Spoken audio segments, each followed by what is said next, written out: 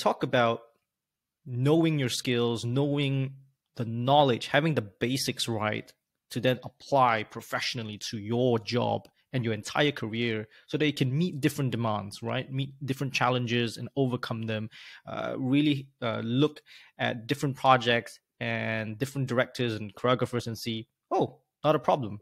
I'm diverse, I'm versatile, I can do all these different things and still maintain the core value as a costume designer.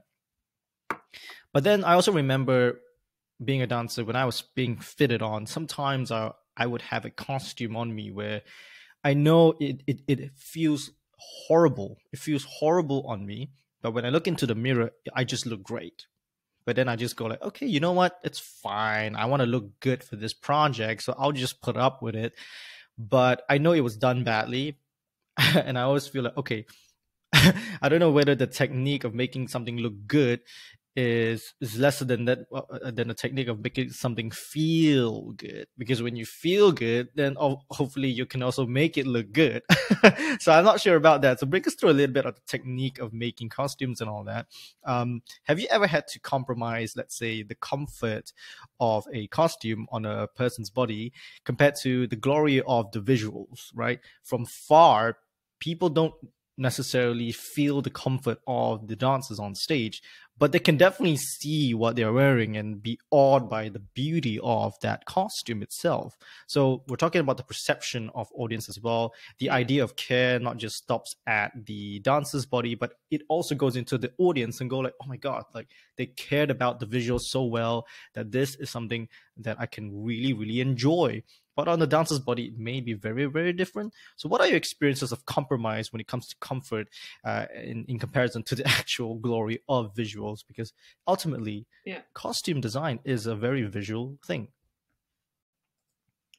It is a visual thing, but I think it shouldn't be understood simply as a visual thing. It is also about the relationship in between costume and body is so crucial. And say, I mean, maybe some dancers will disagree that I've worked with in the past, but I think I always try to not let anyone go on stage feeling uncomfortable, because I think you will tell, particularly with dancers, the way they move, that they're uncomfortable in the costume. I think you can tell. I think the performance will suffer for it, even though you might have thought that you look great, and I'm sure you did, but I think you can tell if someone is not comfortable in their clothing. And in regards to the technicality, my personal approach to knowing too much, I think it's a bit of a like a double-sided sword, the knowing the technical processes. I think when I started out, and I would say back then I already had a quite good knowledge of making and crafting, and then sometimes it would stop me in my design process, because I would think, well, but how would I realize that? No, so I can't design that. And I really had to learn to let go of that and to completely forget the practical skills and technical skills, and I think now I'm rather at a place where I'm like, I can design whatever I want, and I know it can be realized in a way. There is always a way of realizing it. But yeah, of course, you don't want to put some kind of really weird constructions on that make dancers that maybe hurt, unless that is something that you're seeking in the performance. I think when you're speaking about technicality, you do have to be mindful though as well that as a designer, you don't always make. So I think it's incredibly useful to have the making skills, especially because I think that so often there's like a tiny tweak that you can make to make a costume more comfortable, and you might not even see it. It might not change the visual appearance.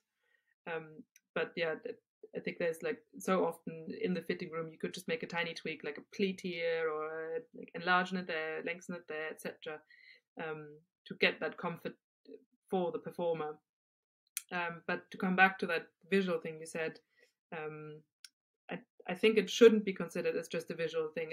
I think a costume has the capability of playing with multiple senses. You can hear costumes. If you're in an intimate performance, you have the empathetic reception as a viewer of thinking, how does that feel, this material on my body? Like, say, if you see a stiff pair of jeans, that will feel like this. So there's yeah, you can hear it, you can see it, you can kind of imagine how it feels, or you will imagine how it feels. I think costumes can be multi-sensory, and of course we know that they can interact with, you know, lighting, etc. And through all of that, they can touch much more senses than just the eye.